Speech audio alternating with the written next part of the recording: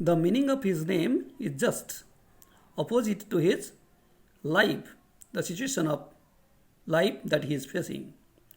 Unaware of what his name represents, he roams the streets with his friends. He is not aware of what his name represents. He moves in the streets with his friends, an army of barefoot boys who appear like the morning birds and disappear at noon.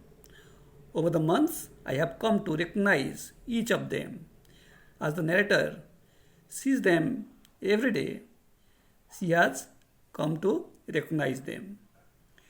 Why aren't you wearing chappals? Narrator asks someone. My mother didn't bring them down from the shelf, he answers simply. That boy replies that her mother did not bring the chappals down. See, chappals also are precious to them. Even if she did, he will throw them up, adds another who is wearing shoes that do not match. In the meantime, another boy replied that even if her mother, even if she did, means that boy's mother did so, he would throw them up. That boy who said so, he was wearing chappals which were not matching. When I comment on it, when the narrator commented on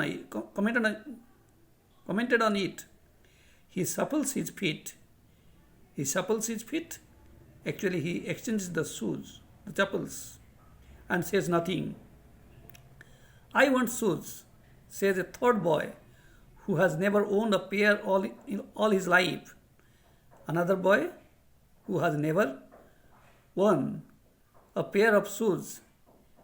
He says that he wants shoes.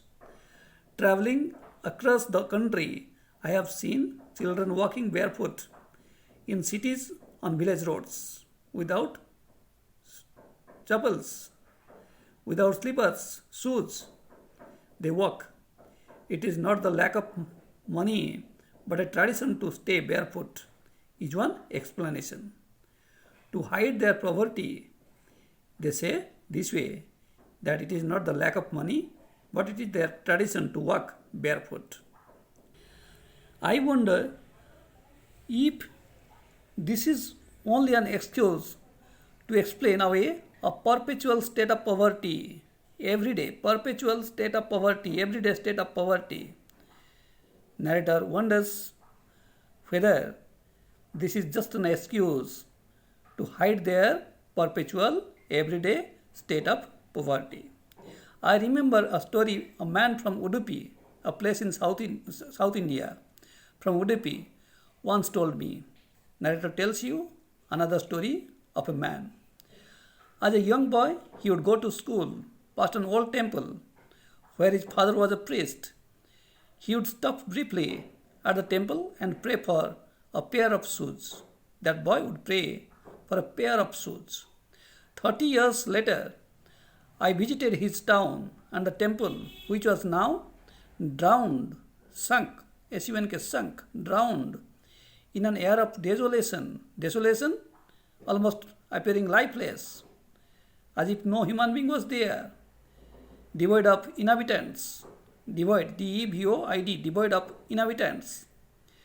That city, in the backyard where lived the new priest, in the backyard of the temple, there lived the new priest. There were red and white plastic chairs. Narrator saw at the backyard there were red and white plastic chairs. A young boy dressed in a grey uniform, wearing socks and shoes, arrived panting, taking quick breath, and threw his school bag on a folding bed. That boy threw his school bag on the folding bed.